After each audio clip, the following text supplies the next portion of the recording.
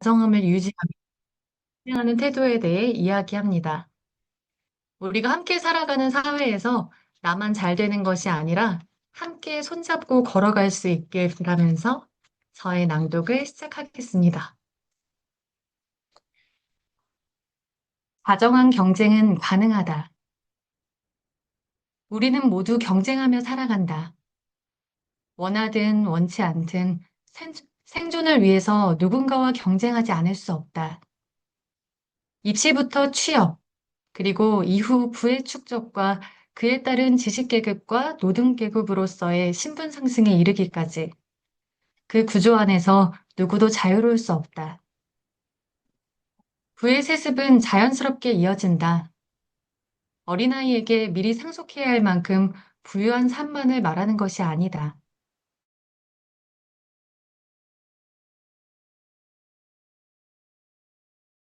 드러난다. 내일 아침 다려진 교복을 정갈하게 입고 학교에 갈 수 있는 것 역시 그렇다. 고등학교에서 학생부장으로 일하는 친구의 말에 따르면 교복은 보살핌의 상징이다. 교복을 세탁하고 다림질하는데도 그를 대리하는 누군가의 돌봄이 필요하고 거기에서 멀어질 수밖에 없는 학생들이 있다. 예를 들면 한부모 가정이나 다문화 가정, 그리고 자신도 아르바이트를 해서 누군가를 돌보아야 하는 경우, 구겨진 교복을 자신이 좋아하는 교사와 친구들에게 보여주고 싶지 않은 그들은 체육복을 입고 학교에 간다. 나의 친구는 학생들에게 교복을 입고 와야 한다고 다그치지 않는다. 대신 체육복을 입고 올 수밖에 없는 이유에 대해 다정하게 물어보면 구겨진 교복을 입고 올 수 없었다고 말하는 학생들이 몇몇은 꼭 있다는 것이었다. 그는 그런 아이들의 마음을 읽어주는 것이 자신의 역할이라 믿는다고 했다. 공부만 할 수 있는 학생과 공부도 해야 하는 학생이 내는 결과야 애초에 다를 수밖에 없다. 결국 경쟁을 보조할 수 있는 그 환경이 한 개인과 가문의 위계를 만들어낸다.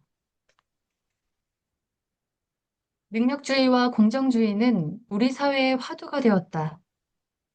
각자에게 주어진 사다리를 남들보다 더 빨리, 더 높이 올라야 한다. 그 경쟁에서 사람의 능력과 공정이라는 것은 최고의 가치이자 우리 사회를 지탱하는 보루로 인식된다. 그러한 경쟁의 심화 속에서 우리가 다정함이라는 감각을 떠올리기란 쉽지 않다. 타인은 내가 싸워나가야 할 대상일 뿐이다. 그러나 우리가 계속해서 경쟁해 나가야 할 존재라고 할 때 적어도 그 경쟁의 방식은 보다 다정할 필요가 있다. 최근 능력주의, 가장 한국적인 계급 지도를 쓴 장석준 교수는 개인에게는 소유인과 지능인으로 환원될 수 없는 다양한 역량과 덕성이 있다고 말한다. 그에 따르면 우리는 개인의 자율성과 다원성을 가진 존재다. 그렇게 우리는 타인을 향한 우정과 애정을, 그러한 우애로서의 다정함을 유지하며 경쟁할 수 있는 존재다. 이른바 다정한 경쟁이라는 것은 가능하다. 일부러 져준다거나 누군가가 페널티를 받아야 한다는 뜻은 아니다. 다만 승리나 패배가 한 개인의 가치를 결정하지 않는다는 사실을 인식하고 행하는 경쟁은 반드시 다를 것이다. 승자도 패자도 서로를 존중해야 한다. 무엇보다 승자는 겸손해야 하고 패자는 당당해야 한다. 사람의 잘됨이라는 것이 그만의 능력으로 이루어지는 법은 거의 없다. 무수한 운과 조력과 자신의 노력이 바탕이 되어 한 사람의 잘됨은 완성된다. 돌이켜보면 나도 어느 순간마다 개입한 누군가들이 없었다면 온전한 나의 잘됨을 바라며 후회를 베푼 그리고 내가 깨끗한 옷을 입고 바깥에 나갈 수 있게 하고 글을 쓸 수 있게 아이들을 돌봐준 그들이 없었다면 내 인생은 계속 뒷걸음치고 있었을 것이다. 어떤 사람들은 이렇게 말한다.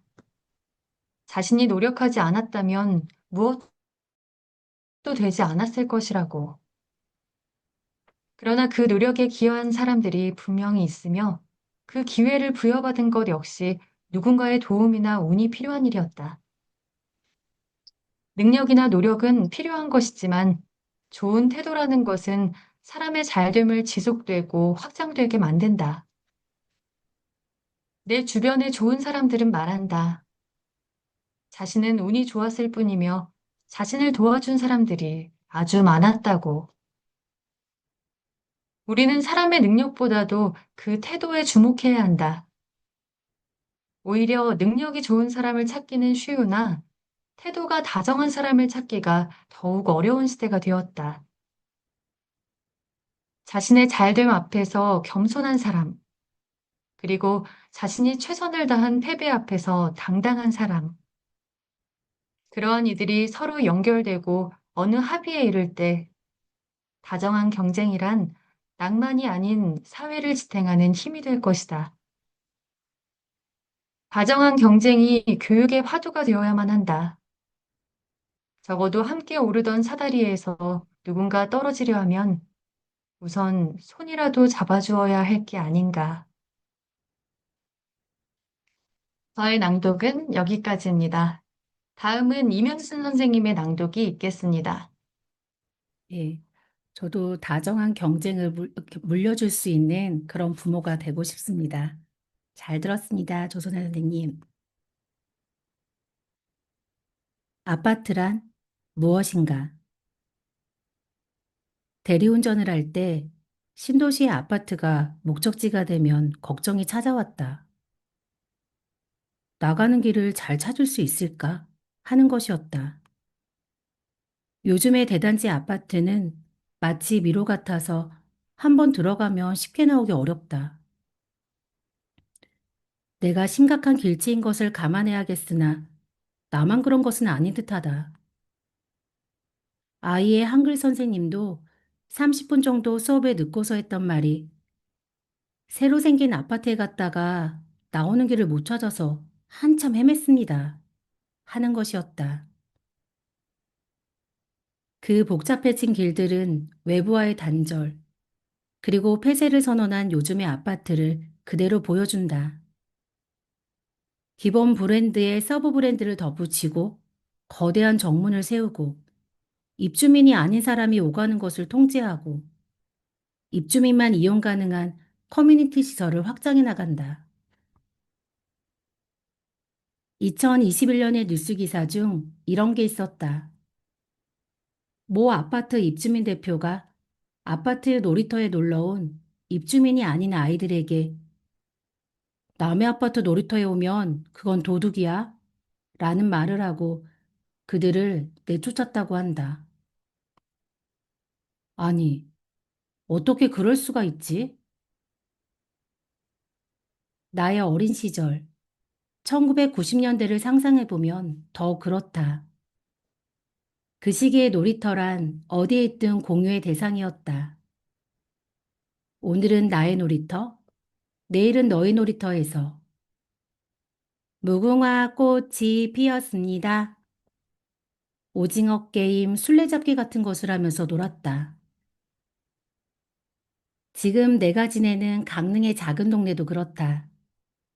언덕 위에 작은 초등학교가 있고 수업이 끝난 아이들은 몇 개의 아파트 단지를 지나면서 차례로 거기에 사는 친구네 놀이터에 가서 논다. 아이들의 놀이에는 브랜드도 분양가도 어떤 위계나 통제도 없다. 깍두기라는 누가 가르쳐 주지도 않은 문화를 스스로 만들어내면서 모두가 잘 놀았고 누군가가 엄지손가락을 들고 무엇 하고 싶은 사람 여기 붙어라 라고 하면 처음 보는 누군가가 그 위에 손을 올리기도 했다. 그렇게 우리는 공간을 공유하며 타인의 처지를 살피며 모두가 깐부처럼 놀았다.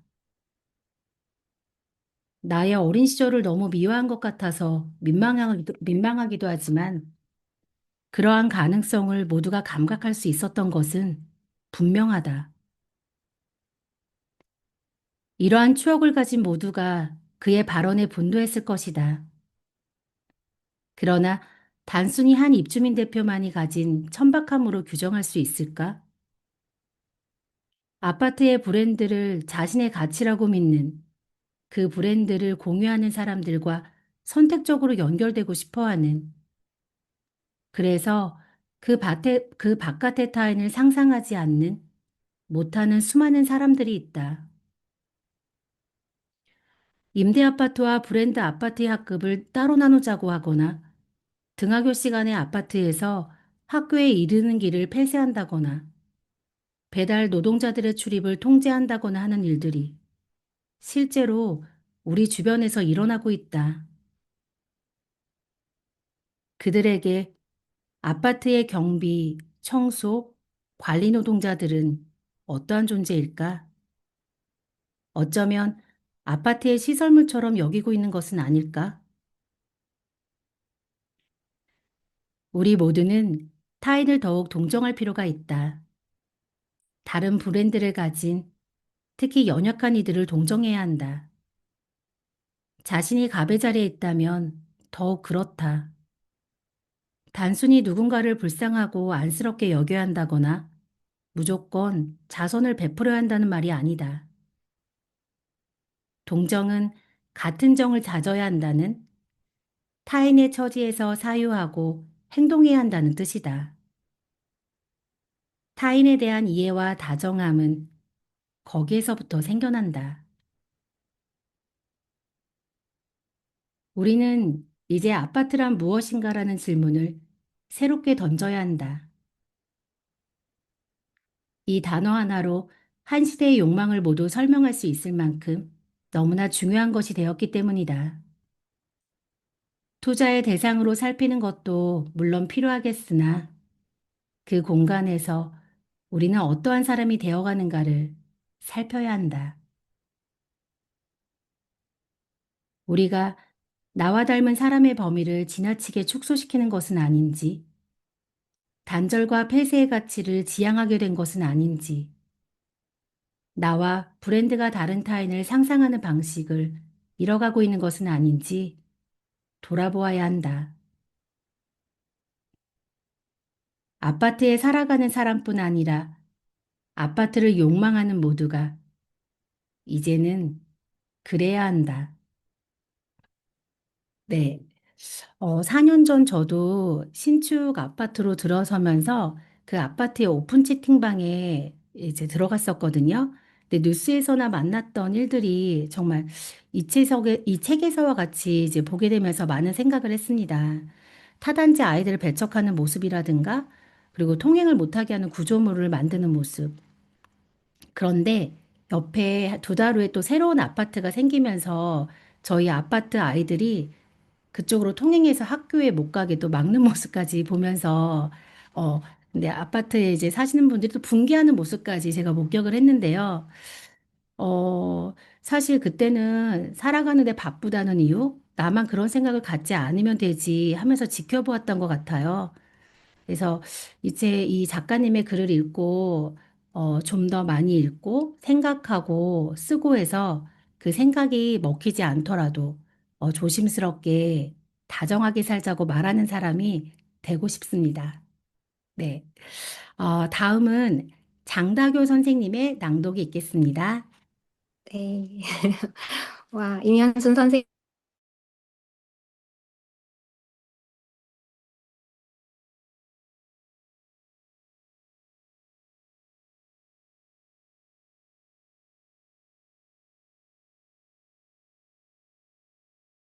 글의 힘을 믿고 말의 온기를 사랑하는 남구석의 다정함을 만난 것 같습니다. 엄청 떨려요, 저 지금. 제가 오늘 낭독할 부분은 글과 닮은 좋은 사람이 되고 싶다입니다. 글 속 저자는 다른 작가들에게 미안한 일을 전하게 돼서 마음이 무거운 순간에 상대 작가로부터 괜찮아요 라는 다정함을 건네받습니다. 그 말 한마디가 사람을 얼마나 가볍게 해주는지, 다정함이란 거창한 글이나 작품이 아니라 상대의 삶의 무게를 조금 덜어주는 태도라는 걸 따뜻하게 보여주는 부분이었습니다. 저도 상대의 하루를 조금은 가볍게 해주는 사람이 되면 좋겠습니다. 아, 왜 이렇게 떨리죠? 네, 그럼 저의 낭독을 시작해 보도록 하겠습니다. 글과 닮은 좋은 사람이 되고 싶다. 최근에 큰 규모의 강연을 기획하면서 업체 작가 사이에서 한 달 넘게 서로의 일정과 내용을 조율한 일이 있다. 업체에서는 이런저런 요청을, 사실은 요구라고 할 만한 것을 계속 해왔다. 섭외한 작가들은 대개는 내가 알고 있거나 그를 좋아하고 존경하거나 이것을 핑계로 꼭 연락해보고 싶었거나 하는 이들이었다. 그들에게 미안하고 죄송해 차마 연락을 하지 못하고 어떻게 해보려다가 상황이 악화되는 그런 일이 반복되었다. 불쾌감을 표시하며 빠지겠다고 선언한 작가도 있었다. 몹시 미안하기도 하고 무엇보다도 나의 실수로 관계가 단절되는 게 아닐까 싶어서 한동안 아무 일을 하지 못했다. 아마 내가 그였다고 해도 이건 많이 무례한 일이잖아요.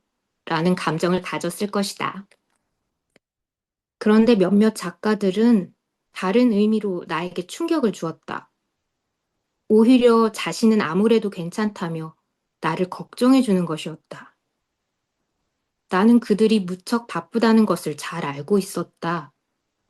겨우 며칠을 앞두고 강연 내용이나 일정이 변경되는 것은 그들의 삶에 직접적인 영향을 미치게 된다. 그럼에도 그들은 괜찮다고 말했다. 내가 요청하는 여러 서류들도 자신의 시간을 내어 빠르게 보내주었다. 특히 나와 나이가 비슷한 모 시인은 다음과 같은 답신을 보내왔다. 기업과 일하는 무게에 시인과 일하는 무게를 함께 얹어 죄송합니다. 라는 것이었다. 이건 마치 그가 쓰고 있는 시와 같은 말이었다. 덕분에 나는 그 문구를 붙잡고 당시의 짓눌림에서 벗어날 수 있었다. 정말로 일주일쯤은 힘들 때마다 그 문자를 열어보았던 것 같다. 강연이 취소되었음을 알리는 나에게 괜찮아요. 당신에게 도움이 될 수 있으면 좋겠다고 생각해서 한 일이에요. 라거나 요즘 강연을 줄여가고 있는데 오히려 좋은 소식이네요. 라고 답한 작가들도 있었다. 그들은 자신의 일을 기초로 타인의 처지를 사유할 줄 알았고 자신을 단단하게 지켜내면서 타인의 삶을 보듬어낼 줄을 알았다. 이게 얼마나 어려운 일인지 나는 안다. 책이 조금만 더 팔려도, 강의가 많아져도, 그래서 삶이 경제적으로 조금만 나아져도 사람은 변한다. 자신의 삶의 환경이나 처지가 달라져도 변함없이 사람을 존중하고 자신이 옳다고 여기는 삶의 태도와 가치를 지켜나가는 일. 나로서는 매일 나를 다잡아야만 간신히 할 수 있다. 나에게도 강연을 요청하는 연락들이 종종 온다. 학교, 도서관, 여러 시설, 기업, 독서 모임 등이다. 수십 명의 독자들과 만나게 되는 것과는 별개로 그 담당자들과 몇 번의 연락을 주고받게 된다. 나는 바쁘다는 핑계로 그들이 요청하는 강사 카드라든가 강의 계획서라든가 강의 자료라든가 하는 것들을 종종 빼먹곤 했다. 분명히 일정에 기록해 두기는 하는데 꼭 한두 개씩 잊게 되기도 하고. 그러면 정말 죄송하지만 혹시 언제 답신을 주실 수 있을까요? 하는 메일을 받고서야 오늘까지 보내겠습니다. 죄송합니다. 하고 답하는 것이다. 내가 그 입장이 되어 보니 요청한 것을 받지 못하면서도 죄송의 수사를 사용해야 하는 그 심정이 얼마나 답답할 것인가. 이제야 이해가 된다. 며칠 전 모 주간지에서 원고를 요청하고는 3주 동안 3번에 걸쳐 게재 지연을 알리는 연락이 왔다. 담당 기자께서 양치기 소년이 되어 죄송합니다. 라는 문자를 보내오셔서 그의 마음이야 오죽하겠나 싶어서 담당자만큼 마음 힘든 사람이 어디 있나요?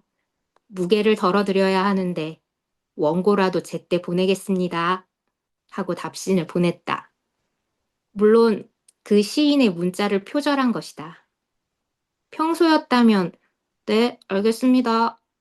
하고 답하는 게 고작이었을 것이다. 내가 더욱 사랑하게 된 몇몇 작가들은 결국 자신의 글과 삶을 일치시키며 살아가고 있었다. 그를 닮은 언어와 행동을 타인에게 보낼 줄을 알았다. 아마 그들도 부단히 노력하고 있을 것이다. 다정한 삶을 살기 위해. 나는 글로써라도 나의 삶을 견인해내기 위한 노력을 계속해야겠다. 글과 닮은 좋은 사람이 되고 싶다. 네, 저의 낭독은 여기까지입니다. 다음은 정기열 선생님의 낭독으로 이어집니다. 네, 정다교 낭독가님의 다정한 낭독 잘 들었습니다. 안녕하세요, 정기열입니다. 그 저는 아까 이면순 선생님이 말씀하신 것처럼 이 책에서 그 김민섭 작가가 발굴한 김동식 작가에 대해서 이야기하는 그 한도막입니다. 꿈에 대해서 이야기하고 있어요. 초중고생들의 꿈. 그래서 꿈이 없는 게 과연 죄일까? 이런 내용을 다루고 있는데요. 제가 초중고 다닐 때 가장 위대한 그 꿈을 꾸었던, 그래서 우리나라의 기감이 됐던 그런 분이 있었어요. 중학교 때 미래의 대통령은 미래의 꿈, 나는 대통령이 될 것이다. 이렇게 액자에 써서 걸어 붙였다고 해요. 1945년 이야기라고 합니다. 그로부터 47년 후에 그분은 대통령이 됩니다. 김영삼 대통령 이야기거든요. 그래서 꿈 얘기하면 우리는 그걸 장래 희망 이렇게 표현했죠. 그래서 가장 그 신문에도 여러 번 났던 그런 내용이고 지금도 검색해 보니까 나옵니다. 그런데 최근에 제가 이 꿈 어떤 이야기를 할까 이렇게 고민을 하다가 그 페이스북을 보니까 음식점 이름에 삐뚤빼뚤 그 연필 글씨로 원래는 삼겹살집 삼겹살 집 하려고 했다. 그랬는데 곱창 전골집을 한답니다. 그런 것처럼 했더니 댓글들이 많이 달려요. 원래는 공룡이 되려고 했는데 21세기 후반에 태어나는 바람에 사람이 되었다. 막 이렇게. 그래서 이 작은 꿈들을 꾸고 또 그걸 이루는 것. 그런 것들이 쌓여서 결국 나의 방향을 갖고 가는 것이 아닐까. 이런 생각을 해봤습니다. 저의 낭독을 시작하겠습니다. 당신도 꿈이 없으신가요? 김동식 작가가 회색인간이라는 문제적인 소설집을 출간한 지도 벌써 1년이 다 되어 간다. 원래는 복날을 간다라는 필명으로 인터넷 게시판에 단편 소설을 쓰던 작가였다. 얼마 전 만난 김동식 작가에게 학교에서 가장 많이 듣는 질문이 무엇이냐고 물어보니까 그는 교사들에게 다음과 같은 요청을 자주 받는다고 했다. 우리 학교 학생들은 꿈이 참 없는데요. 학생들이 꿈을 가질 수 있게 한 말씀 부탁드립니다. 라는 글쓰기를 배운 적이 없는 한 사람이 그저 댓글을 받는 게 좋다는 이유로 하루에 한 편씩 단편 소설을 썼다. 그것이 책으로 출간되어 오늘의 작가상 최종심에 오를 만큼 2018년 상반기 내내 주목을 받았다. 그리고 지금도 3일에 한 편씩 신작을 쓰면서 전업 작가로 살아가고 있다. 그는 어쩌면 모두의 꿈에 가장 근접한 인물이겠다. 그런데 나는 그 질문에 답한 김동식 작가를 어느 중학생이 올린 인스타그램 동영상에서 본 일이 있다. 영상 속에 그는 학생들을 향해 꿈이 없는 게 죄는 아니잖아요. 라고 말한다. 잠시 조용해졌던 강당은 곧 모든 중학생들의 박수와 환호성으로 가득 찬다. 나는 사실 꿈이 없는 게 죄는 아니잖아요. 라고 공개적으로 말하는 사람을 처음 보았다. 꿈은 반드시 가져야 하는 것이라고 아주 어린 시절부터 훈육받아왔고, 누군가 꿈을 물었을 때 멋진 대답을 하지 못하면 죄인이 된 심정이 되고 말았다. 없다고는 차마 대답하지 못하고 무엇라도 준비해야 했다. 20살 무렵에는 어느 친구가 꿈이 없어도 괜찮지 않을까? 난 없지만 언젠간 생길 거라고 믿어 라고 말하는 것을 들었다. 그때 그가 괜찮은 걸까 걱정되었었는데, 그가 정말 용기 있고 멋있는 사람임을 많은 시간이 흐르고서야 알았다. 정작 용기가 없는 사람은 나였다. 물론 꿈을 갖는 것은 소중한 일이다. 김동식 작가 역시 꿈을 가지는 건 중요하다고 이어 말한다. 그러나 그에 더해 제가 뭐라고 타인의 꿈에 개입하겠어요. 그건 강요해서는 안 되는 거예요.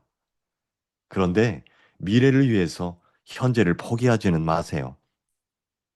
저는 여러분이 나중이 아니라 지금 즐거우면 좋겠어요. 라고 덧붙인다. 나는 같이 간 강연에서 이렇게 답하는 것을 정말로 들었는데, 이 답에 그를 바라보던 교사들이 진심으로 박수를 보내는 것을 보았다. 그를 보는 눈은 포장된 예쁜 것을 보는 게 아니라 전에 없던 진실된 무언가를 보는 듯하다. 사실 꿈을 가져야 하고 열정이나 노력은 그 꿈을 이루기 위해 반드시 필요하다고 말하는 이들 중 실제로 어린 시절부터 진정한 꿈이 있었고 그것을 이룬 사람은 얼마나 될까? 나는 거의 없다고 믿는다. 대신 꿈을 이룬 사람일수록 타인의 꿈에 관여하지 않는다. 그를 응원하며 지켜보는 일이 더 많다. 내 주변에 존경할 만한 이들이 대개 그렇다. 5살이 된 나의 아이는 벌써부터 온갖 체험을 나간다. 초등학생이나 중고등학생들도 직업 체험, 수행 평가를 위해 여러 직업군을 찾아 인터뷰나 일일 아르바이트를 한다. 우리는 어쩌면 아이들에게 너무 일찍 미래를 상상하고 거기에 힘을 쏟기를 강요하고 있는지도 모르겠다. 꿈이 없는 게 죄는 아니잖아요. 라는 김동식 작가의 말에 쏟아져 나온 환호성은 그들이 얼마나 꿈에 짓눌려 있었는지를 보여준다. 꿈을 가지는 건 필요한 일이겠으나 그게 반드시 사회가 원하는 미래를 갈구하고 체험하는 방식은 아닐 것이다. 차라리 현재에 충실한 삶이 더 나은 미래를 만들어낼 수 있지 않을까? 현재를 포기하고 미래에 행복할 수 있는 인간은 없는 법이다. 현재에 행복할 수 있는 한 인간은 언제든 행복할 수 있고, 미래에만 행복할 수 있는 인간은 미래에도 행복해질 수 없다. 30이 넘어 자신이 좋아하는 일을 찾았다는 모 작가처럼 당신이 현재에 충실하며 미래를 꿈꿀 수 있기를 바란다. 저의 낭독은 여기까지입니다. 네, 다음은 우리 김명진 낭독가님께서 낭독해 주시겠습니다. 정기열 선생님의 꿈에 대한 따뜻한 낭독 잘 들었습니다. 제가 낭독할 에피소드는 적당한 말이 주는 폭력에 대하여입니다. 우리가 일상에서 습관처럼 사용하는 조금, 적당히, 괜찮아요 같은 표현들이 때로는 타인에게 어떤 폭력적 압박으로 전달될 수 있는지 돌아보게 하는 이야기입니다. 특히 저는 이 글이 토론의 여지가 많은 글이라고 느꼈습니다. 모호한 표현의 책임은 누구에게 있는가? 관계의 위치는 왜 말의 무게를 바꾸는가? 그리고 우리는 어떻게 하면 언어를 통해 타인을 덜 다치게 할 수 있을까? 이런 고민을 난등그리기에 여러분과 함께 생각을 나누고 싶은 마음이 큽니다. 낭독 시작하겠습니다. 적당한 말이 주는 폭력에 대하여. 대리운전을 하다가 손님의 차를 긁었다. 폭이 그다지 넓지 않는 기계식 주차장에서 차를 빼다가 그렇게 됐다. 아무래도 조수석의 사이드미러가 긁힌 것 같았다. 손님, 그러니까 차의 주인은 이거 어쩌지? 하는 한숨을 쉬면서 창문을 열어 긁힌 데를 살폈다. 사실은 그가 여기 괜찮아요 라고 말했고 그래서 엑셀을 밟은 것이었다. 무언가 억울하기도 했으나 나는 죄인이 되어 죄송합니다 라는 말을 반복했다. 손님은 나에게 어두운 표정으로 조금 긁힌 것 같네요 라고 말했다. 그러고는 목적지로 가는 동안 아무 말이 없었다. 그 어느 때보다도 불편한 타인의 운전석이었다. 여러 감정들이 복잡하게 교차했다. 우선은 나의 미숙함으로 소중한 차에 흠집을 냈으니 미안했고, 그러면서도 외제차가 아니라는데 안도했다. 나는 왜 고작 1만 2천 원을 벌자고 이 밤에 나와서 배보다 배꼽이 더 큰 손해를 보고 있나 싶어 자괴감이 들기도 했다. 그런데 손님의 그 조금은 과연 어느 정도인지 도무지 가늠할 수가 없었던 것이다.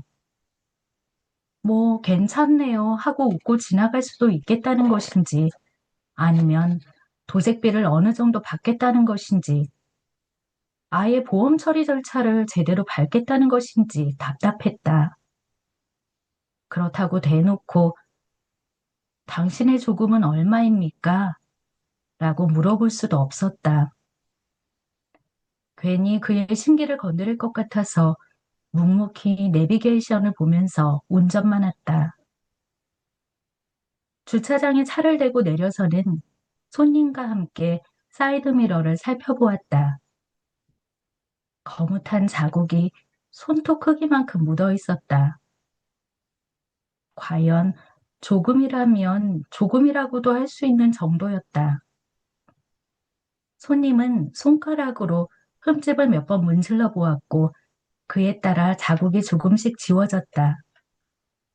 그는 잠시 고민하다가 나에게 그냥 가세요 라고 했다.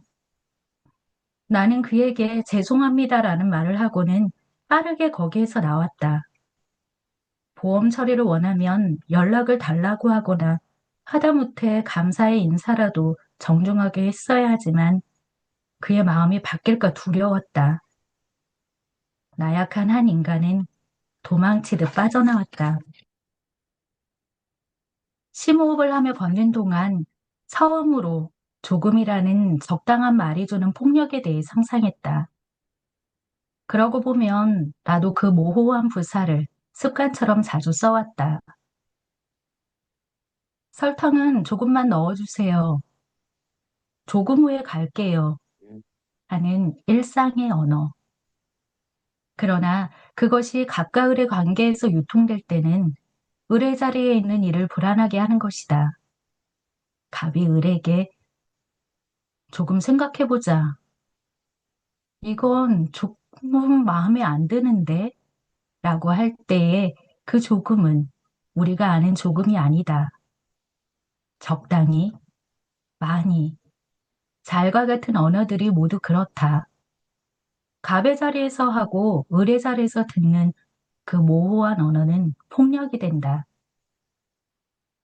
그날 이후 나와 타인을 위해 조금은 더 조심히 운전하고 있다. 그에 대해 말조심은 갑의 자리에 있을 때 오히려 더욱 해야 하는 것임을 알았다. 모호한 언어뿐 아니라 헛기침과 하품과 같은 몸짓에도 누군가는 상처받는다. 별다른 의미가 없었다고 해도 거기에서 감정을 읽어내고 아파하는 이들이 있다. 자신의 언어를 가지고 발화할 수 있는 편안한 자리에서 우리는 가장 불편하게 존재해야 한다. 내가 선택한 단어가 몸짓이 아니면 그 무엇이 타인에게 불필요한 두려움을 줄 수 있기 때문이다. 굳이 규정하자면 그것은 일상화된 갑질이다. 내가 편안하다면 누군가는 불편하다.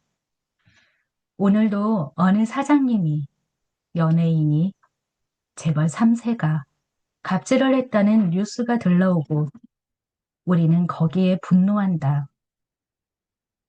그러나 나도 그렇듯 정작 스스로 행하는 일상의 갑질에는 관대하다. 그것이 훨씬 우리의 삶을 위험하게 함에도 불구하고 그렇다. 나는 타인의 운전석에 앉아본 경험을 한 이제야 타인을 향한 나의 언어와 몸짓을 되돌아보기로 한다. 네, 저는 이 글이 던지는 메시지는 결국 우리가 어떤 말을 하느냐보다 그 말이 어떤 관계 속에서 어떻게 들리느냐가 중요하다는 것입니다. 이 지점에서 자연스럽게 토론할 수 있는 질문들이 생깁니다. 모호한 말의 책임은 화자에게 있을까? 혹은 듣는 사람의 해석에 있을까? 우리는 일상 대화 속에서 어떤 언어적 습관을 바꾸어야 하는가? 모호함 자체가 문제라면 우리는 어디까지 명확해야 하는가? 여러분께서 이 글을 들으며 떠올린 각자의 경험과 생각이 있을 것입니다. 오늘 낭독이 언어의 태도와 관계의 거리, 그리고 우리 안에 숨은 작은 갑질들에 대해 함께 이야기해 볼 수 있는 출발점이 돼 있으면 합니다. 제 낭독은 여기까지였습니다. 다음은 김경수 선생님의 낭독이 있겠습니다. 네, 안녕하세요. 저는 김경숙입니다. 김명진 선생님의 따뜻한 목소리의 낭독 잘 들었습니다. 여러 가지 질문들을 많이 해주셨는데요. 그 답에 대해서 또 생각을 하게 되네요. 살아가면서 조금씩 배워나가겠습니다. 제가 낭독할 부분은 사람과 세상을 사유하다입니다. 사유하다라는 말이 참 좋지요. 그냥 생각하는 것과는 달리 사유는 그 마음을 담아 바라보는 일이 아닌가 싶어요.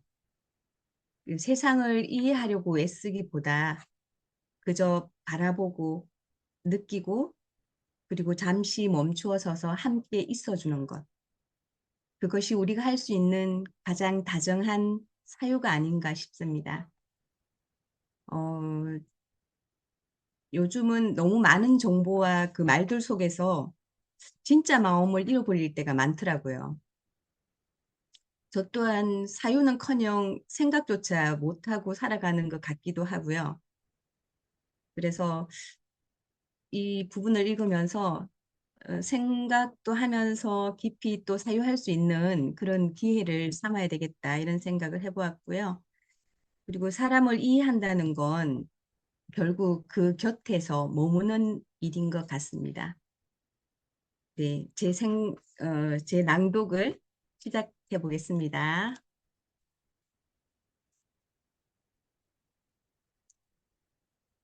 사람과 세상을 사유하다. 얼마 전 TV 예능 프로그램을 보다가 좋아하는 배우와 만났다. 재벌집 막내 아들에 출연한 김실록 씨였다. 진행자가 그의 수상 소감인 저는 연극을 통해 사람과 세상을 사유한다를 언급했을 땐 참 멋지다고 생각했다. 그때 다른 출연자가 말했다. 이런 말은 대부분이 알아듣는 단어를 써야 하는 거 아닌가요? 라고. 사유라는 단어가 어렵다는 것이었다. 김실록 씨는 다음부터는 생각한다로 바꾸겠다고 하면서 그 자리를 마무리했다. 그러고 보니 나도 사유하다라는 단어를 많이 써왔다. 최근에 쓴 당신이 잘 되면 좋겠습니다에서도 우리는 타인의 처지에서 깊이 사유하고 그것을 바탕으로 그를 이해해야 한다. 그것이 다정함이다. 라고 써두었던 것이다. 그러나 그에 대해서 깊게 고민해 본 일은 없는 것 같아서 생각과 사유는 어떻게 다른가 하고 아니 사유하기 시작했다. 사실 글쓰기 수업을 하면서 학생들에게 생각이라는 단어를 최대한 쓰지 않을 것을 말해왔다. 무언가 무책임하게 보였다. 아무 생각 없이 글을 쓰다 보면 많은 문장의 마무리가 나는 뭐뭐 했다, 생각했다, 생각했다, 생각했다가 되어버리고 만다. 그렇다고 사유라는 단어를 계속 쓰면 글의 분위기가 돌이킬 수 없을 만큼 무거워지고 너무 가볍지도 무겁지도 않은 알맞은 단어를 찾는 일은 어렵다. 생각은 단편적이다. 상황에 따라 잠시, 하루에도 수백 번씩 스쳐 지나가는 감정의 편린이다. 나는 너를 좋아한다. 너를 사랑한다. 너를 싫어한다. 너를 혐오한다. 하는. 그러나 사유는 한 사람의 세계다. 내가 너를 왜 좋아하고 사랑하는지, 너를 왜 싫어하고 혐오하는지, 거기에 이르는 명확한 체계를 말한다. 그러니까 생각을 거듭하고 스스로에 대한 물음표를 던지고 치열하게 답해 나가는 동안 완성된 한 사람의 세계관이다. 다정한 사람은 타인의 생각을 들여다보는 데 그치지 않고 그 생각에 이르기까지를 사유로서 살핀다. 누군가의 처지가 되어 본다는 건 그의 세계를 섬세하게 살피는 일이다. 그래야 그를 이해하고 그의 잘됨을 위해 움직일 수 있다.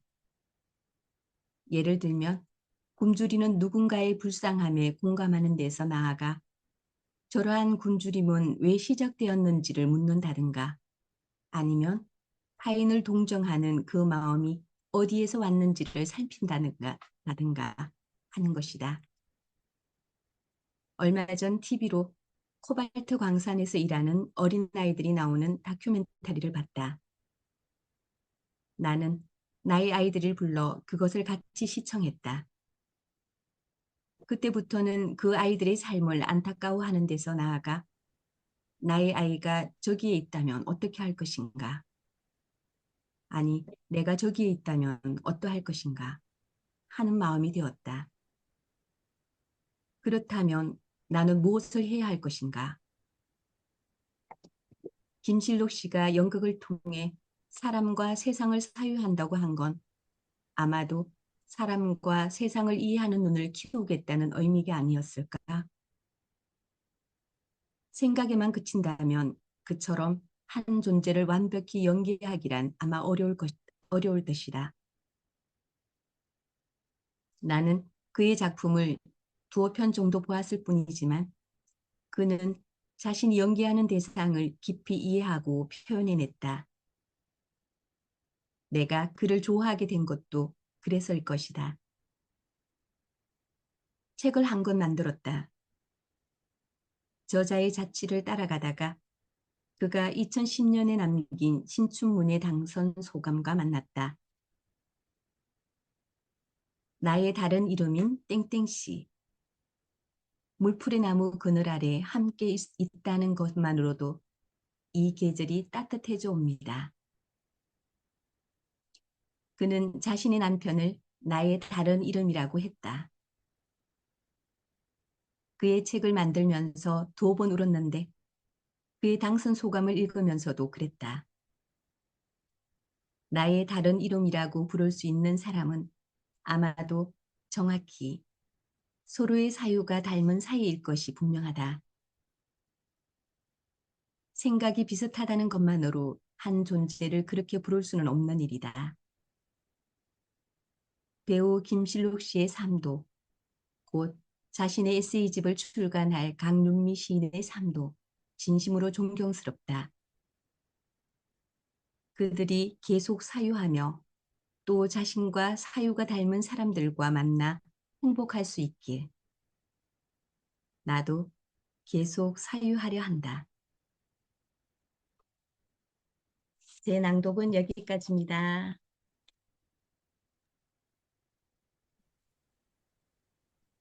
네, 그다음 저인 것 같아요. 네, 낭독가 김미옥입니다. 어, 질문 하나 할게요. 혹시 작가가 되고 싶은 분 계실까요? 저희 보이는 화면에서도 몇 분 계신데, 다른 질문으로. 언젠가 자기 이름으로 책을 한번 내보고 싶으신 분? 제가 오늘 낭독할 부분이 작가가 되고픈 청소년들에게요. 근데 거기에 그런 질문이 나오는데, 제가 이것을 선택하게 된 거는 꼭 작가가 아니라도 무언가가 되고픈 여러분에게 들려주고 싶은 이야기여서 이 글을 선택하게 됐습니다. 저의 낭독을 시작하겠습니다.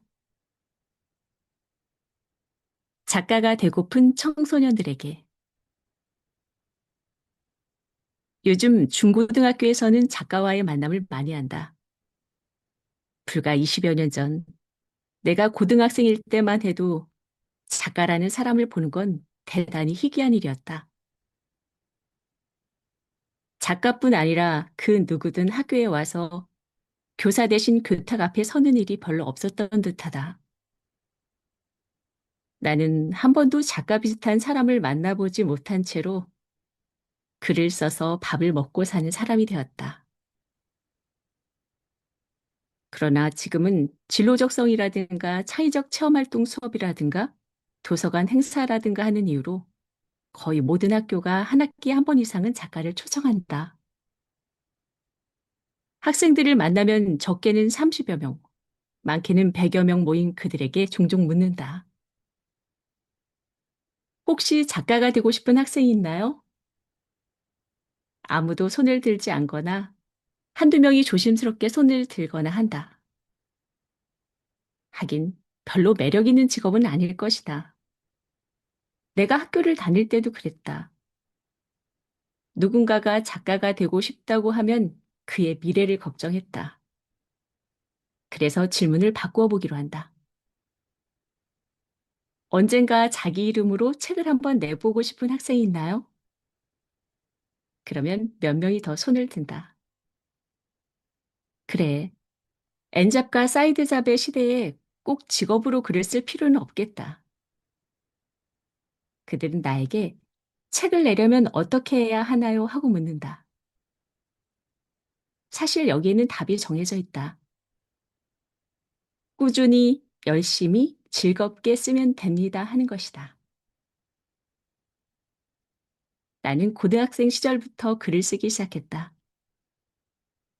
인터넷이 없던 시절 천리안 PC 통신으로 게시판에 접속했고 거기에서 글을 읽다가 자신의 이야기를 쓰는 고등학생이 없다는 걸 알았다. 내가 한번 써볼까 하는 마음이 든 나는 그날 매점에서 있었던 일을 각색해서 올렸다. 요약하면 다음과 같다. 학교 매점에 줄을 섰다. 고3 선배가 와서 비키라고 해서 그에게 내가 먼저 줄을 섰다고 말했다. 그는 나의 명찰을 보더니 방과 후 너희 반으로 갈 테니 기다리라고 했다. 그때 그 모습을 보고 있던 동아리 고3 선배가 다가왔다. 그 선배가 내가 아는 동생인데 좀 봐주지 하고 말하니 그는 나에게 조심하라고 말하고는 사라졌다. 선배는 나에게 햄버거를 하나 사서 던져주었고 나는 울면서 그것을 먹었다. 별것 아닌 이야기였으나 많은 추천과 댓글을 받았다. 자신의 고등학생 시절이 기억나니 계속 써달라거나 요즘도 그 햄버거를 파느냐거나 하는 것들이었다. 그날 이후 나는 학교에서 돌아오면 그날 있었던 일을 정리해서 게시판에 썼고, 다음날 아침 학교에 가기 전에 거기에 달린 댓글을 읽었다. 그 일을 고1 봄부터 고2 여름까지 1년 넘게 꾸준히 했다. 어느 날 아침 나는 다음과 같은 댓글을 만난다. 너는 내가 아는 천재 고등학생 작가야. 그날 등굣길은 다른 날과 달랐다. 수십 명의 학생들과 같은 교복을 입고 비슷한 가방을 메고 언제나 그 길을 걷고 있는데 나에게서만 반짝반짝 빛이 나고 있었다. 나는 평범한 고등학생이지만 누군가에게는 천재 고등학생 작가야 하는 마음으로 고양된 것이다.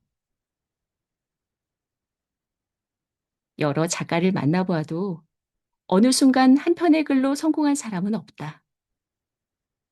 그들은 중학생 때부터 매일 일기를 써왔다거나 고등학생 때부터 습작을 했다거나 하는 말을 한다. 결국 자신이 평생 즐겁게 할 수 있는 일을 찾아 매일 조금이라도 꾸준히 해나간다면 언젠가 반드시 빛을 보게 된다.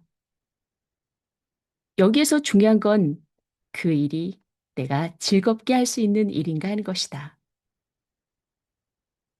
잘하지 못하더라도 스스로 즐거워서 할 수 있다면 지치지 않고 조금씩 완성에 가까워지게 된다. 작가뿐 아니라 어떤 꿈이든 그러할 것이다. 꿈은 거창하거나 타인에게 과시할 수 있는 무엇이 아니라 소소히, 꾸준히, 즐겁게 해나갈 수 있는 무언가를 찾는 일인지도 모른다. 고1 시절 시작해 꾸준히 해온 나의 글쓰기는 30이 넘어 직업이 되었다. 여전히 계속 쓰는 사람으로 살아가기를 꿈꾼다. 어, 글쓰기는요, 자기 돌봄이라고도 하더라고요. 그래서 저는 이 김민섭 작가가 이렇게 다정하게 된 게 글을 써가면서 조금씩 조금씩 다정해지지 않았나라는 생각을 하게 됐어요. 그리고 이 책을 통틀어서 저는 이 에피소드가 우리가 조금 더 다정해도 되는데 어떻게? 라고 하는 것에 답을 준 게 아닌가라는 생각을 했어요. 그래서 다정함도 뭐 갑자기 있다가 내가 나 다정한 사람이야 이렇게 변한다고 될 수 있는 건 아니고요. 어디선가 소소히 꾸준히 즐겁게 그렇게 다정하게 되어가는 물들어가는 게 아닐까라는 생각이 좀 들었어요. 그리고 제가 하는 낭독도 어떻게 보면은 소소히 꾸준히 즐겁게 하다 보면 제가 도달하고 싶은 그곳으로 향해서 갈 수 있지 않을까. 그렇게 얘기를 하더라고요. 화살을 쏴서 관역을 맞춘다라는 거는 거기를 향해서 나아가기보다는 그곳이 화살을 끌어당긴다고 하더라고요. 그래서 약간 방향이 조금 안 맞고 바람이 불어서 이렇게 휘더라도 그쪽에서 끌어당기는 그 힘으로 언젠가는 도달하고 갈 수 있는 게 아닐까라는 생각을 했습니다. 그래서 오늘 30회를 맞았는데요. 저는 내가 왜 한 달 살이 이렇게 하고 있지라는 생각들을 좀 해봤어요. 그런데 이거는 내가 낭독이라는 끈을 놓지 않기 위해서 내가 그곳을 향해서 이렇게 줄을 연결하고 있었던 거구나라는 생각을 하게 됐습니다. 그래서 이번에 이 책을 보면서 다정함과 나의 낭독에 대해서도 더 많이 생각을 해보는 계기가 됐습니다. 저의 낭독은 여기까지고요. 다음은 박정현 선생님 이어주시겠습니다. 네. 김미옥 낭독가님의 낭독 정말 은은하게 아름다운 목소리로 잘 들었습니다. 저는 어, 이 에피소드를 고른 이유가 전 자녀를 키우는 이제 엄마잖아요. 그러니까 모든 책을 읽으면 항상 엄마 모드에서 읽게 돼요. 그래서 이 책 읽으면서도 다정한 부모란 어떤 의미인가? 그래서 여기서 나오는 건 이제 부모가 어디까지, 어느 선까지 자녀를 잡고 가고 어느 선에서 믿고 바톤을 넘겨줄 것인가 그런 의미가 들어있는데 저는 이제 아이들을 좀 키웠기 때문에 약간 아쉬운 마음에 그 모범 답안 같은 이 이야기를 미리 알았었으면 좋았을 걸 좀 베끼기라도 했을 텐데 하는 생각이 들었는데 지금 아이를 키우고 계신 부모님들에게 들려드리고 싶어서 골랐습니다. 네, 저의 낭독을 시작하겠습니다. 자녀의 인생을 설계하는 방법. 고등학교에 강의하러 갔다가 학부모에게 들은 질문이 있다.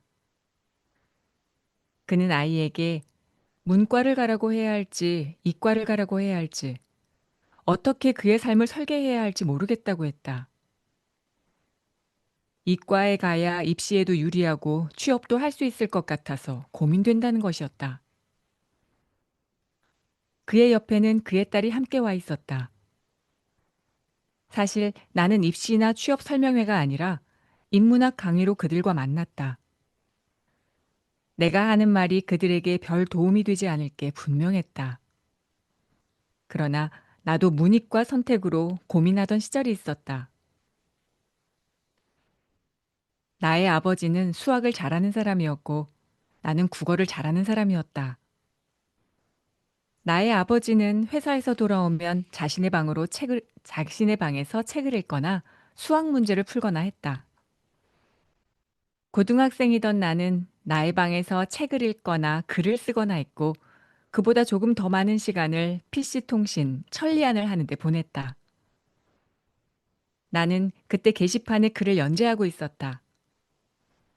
중고등학생들은 대개 판타지 소설 게시판에 가 있었으나 나는 나의 고등학생 생활을 각색해서 올리는 게 즐거워서 유머 게시판에 있었다. 그러던 중 문과와 이과 진학을 선택해야 할 시기가 찾아왔다. 이과로 가야 먹고 살 수 있다는 말들은 지금이 아니더라도 20년 전인 2000년대 초반에도 있었다. 고민하던 나는 아버지에게 물었다. 어디로 가면 좋을까요? 하고. 아버지는 살면서 나에게 화를 낸 일이 거의 없다. 그 횟수를 세는데 굳이 두 손이 필요하지도 않을 듯하다. 그러나 그런 그가 두어 번 머리가 큰 나에게 적당히 화를 낸 일이 있는데 첫 기억이 그때였다. 그는 나에게 되물었다. 그건 아빠에게 물을 일이 아니야. 네가 좋아하는 걸 하면 되는 거지. 너의 삶은 내가 사는 거잖아. 너는 문과가 좋으니 이과가 좋으니? 내가 문과가 좋다고 답하자 그의 답은 짧고 선명했다. 그럼 됐네. 그래, 그러면 된 것이다. 나는 나의 뜻에 따라 문과로 진학했다. 그 후 천리안에 연재하던 글로 출간 제안을 받아서 고2 가을에 에세이집을 냈고 1년 뒤엔 대학의 국문과 전공에 입학했다. 사실 대학 입시 원서를 내던 때 아버지에게 한 번 더 물었다.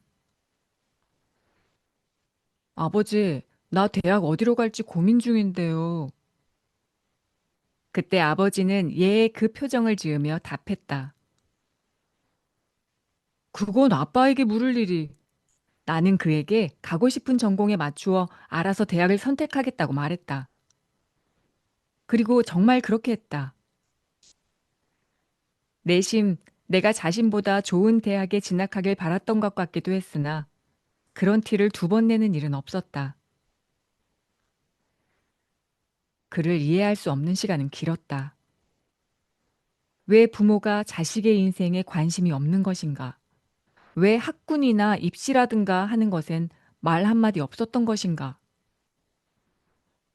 그러나 이제는 그가 옳았다는 것을 안다. 사람이 자기 자신을 선택의 기준으로 삼는다면 그 일의 잘됨과 안됨 같은 건 아무래도 괜찮아진다. 그 과정에서 자기 자신이 남는다. 나는 이런 사람이구나. 이런 태도를 갖고 살아야겠구나 하는. 그러나 타인을 선택의 기준으로 삼는다면 그 일이 잘 되더라도 그 과정과 결과에서 남는 건 타인뿐이다. 저 사람과 멀어지면 안 되겠구나. 옆에 꼭 붙어 있어야겠구나. 혹시 잘 되지 않는다면 그에 대한 원망 말고 무엇이 남을 것인가? 나도 나의 아이 얼굴을 본다. 9살인 그와 강릉에서 살아가는 일은 기쁘다. 바다에서 살고 싶다고 하는 그의 말에 작년 즈음에 이주했다. 그는 받아쓰기에서 오늘도 꼴찌를 했다며 시무룩하다. 그가 그러거나 말거나 나는 괜찮다고 말하면서 그와 함께 바다에 간다. 나는 그가 자신의 인생을 스스로 설계해 나갈 수 있으면 한다. 스스로 만들어낸 세계라는 것은 잘됨과 안됨을 감히 재단할 수 없고 한 사람을 계속해서 성장케 하는 법이다. 머리가 큰 그가 언젠가 나에게 나는 이게 좋아서 이걸 선택했어 하고 스스럼 없이 말할 수 있기를. 나는 그에게 잘했어 대은아, 아빠가 응원할게 하고 그를 안아줄 수 있는 사람이 될 수 있길 바랄 뿐이다. 네, 저의 낭독은 여기까지입니다. 저희도 이렇게 아빠가 응원할게, 잘했어 하고 응원할 수 있는 그런 다정한 부모가 되었으면 좋겠습니다. 네, 다음은 우리 마지막 대미를 장식하실 박미은 낭독가님 모시겠습니다. 안녕하세요. 박미윤입니다. 네, 저는 낭독 먼저 하고 제 이야기 나눠보겠습니다. 참담한 자본의 애도.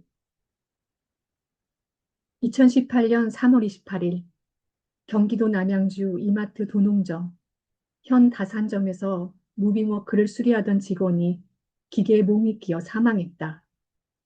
21세 협력 합청업체 직원. 이 프로필은 우리에게 익숙하다. 2011년에는 이마트 탄현점에서 냉동기 점검 및 보수 작업을 하던 22세 협력업체 직원이 2016년에는 구의역에서 스크린도어를 수리하던 19세 협력업체 직원이 세상을 떠났다. 젊은 사람의 죽음은 더욱 슬프고 안타깝게 다가온다. 어느 누구의 죽음이 그렇지 않겠느냐만 아직 제대로 피어보지 못한 꽃에 떨어짐은 모두의 마음을 얼어붙게 한다. 그런데 사고 다음 날 이마트 도농점의 안내판에는 다음과 같은 내용의 안내문이 붙었다. 무빙워크 이용 안내. 현재 무빙워크 이용이 불가합니다. 지상 1층으로 이동하시는 고객께서는 엘리베이터를 이용해 주시기 바랍니다. 쇼핑에 불편을 드려 대단히 죄송합니다. 이마트라는 쇼핑몰. 그들에게 한 청년의 죽음은 쇼핑하는 데 준 불편함으로 규정되었다. 나는 누군가가 직접 찍어 페이스북에 올린 안내문 사진을 보면서 몹시 참담했다. 동시에 모욕적이기도 했다. 자본이 사람을 애도하는 방식이 대개 이와 같다. 무언가 세련되어 보이지만 보는 이들의 품격을 떨어뜨리는 문구를 하나 걸어두고 책임에서 이탈한다. 그것은 희생자가 아닌 자신을 위한 비열한 방식의 애도이고 비판을 피해가는 가장 효율적인 방식일 뿐이다. 얼마 전 세월호 참사 4주기가 지났다. 나는 그날 그 바다에 관광에 낚시에 불편을 드려 대단히 죄송합니다. 라는 안내판이 붙어 있는 것을 잠시 상상했고 그러다가 곧 그만두었다. 상상하는 것만으로도 숨이 막히는 것이었다. 물론 관광지와 쇼핑몰을 단순히 비교하기는 어렵다. 특히 마트에서 물건을 사는 일은 생존의 행위다.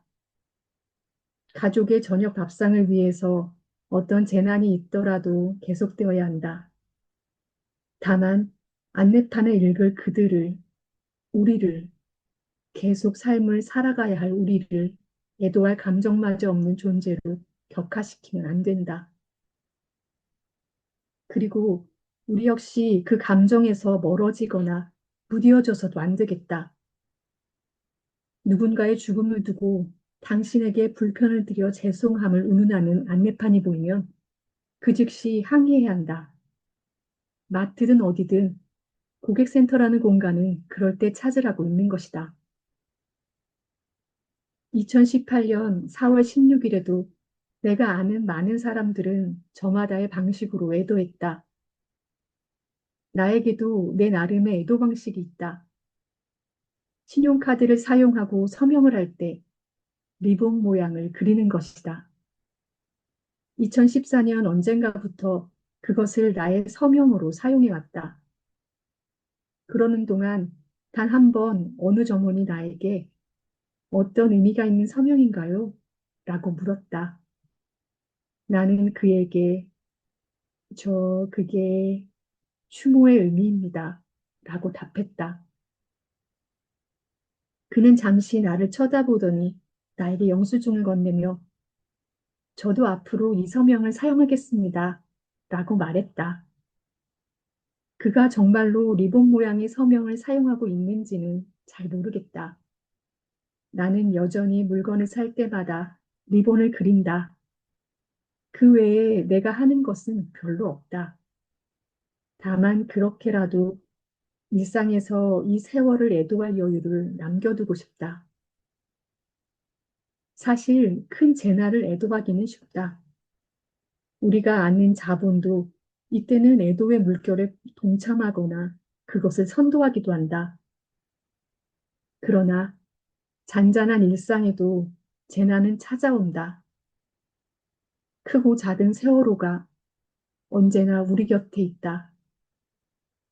우리가 애도해야 할 대상은 자본에 종속되어 천박해진 이 세계 자체이고 어쩌면 애도에서 점점 무뎌져가는 우리 자신인지도 모르겠다. 21살 이명수 씨의 명복의 빈다. 네. 산업 현장이나 사회적 인재로 쓰러져간 분들을 기억하는 저만의 애도 방식이 있습니다. 이들 기업의 생계가 달린 분들에게는 엄청 죄송하지만요. 대기업의 매출에 비하면 저는 티끌 같은 소비자겠지만 혼자만의 소심한 불매운동을 합니다. 아무리 세일을 해주고 원 플러스 원을 붙여주고 해도 꼼꼼히 살펴보고 내 사지 않을. 네. 그리고 또 누군가의 참담한 불행 앞에 적어도 그만해라. 그만할 때 됐다. 지겹지도 않냐. 보상금 때문에 그러냐. 당신은 정치적으로 이용당하고 있다. 이런 참담한 언사나 생각은 절대 하지 않기. 그리고 기억해주고 잊지 않기. 전세 사기, 보이스피싱, 음주운전, 교제살인, 학교폭력. 얼마 전에는 오산에서 옹벽이 무너지고 고속도로 현장에서 다리가 무너졌어요. 화력발전소 화재도 있었고요. 강동에 큰 싱크홀도 발생했습니다. 그리고 위안부 할머니, 형제복지원의 피해자분들, 또 광주와 제주의 남은 가족들. 우리가 좀 세세히 알아보고 기억한다면요. 우리의 그 기억의 구름들이 몽골몽골 우리 사회 하늘에 떠 있어서 이런 불행들이 조금씩 조금씩 줄지 않을까. 네, 저는 확신합니다. 그래서 올해 마지막 달엔 잊혀질까 두려워서 어디선가 울부짖는 남은 가족들을 위해 기억해주는 다정한 연말이 되었으면 좋겠습니다. 감사합니다.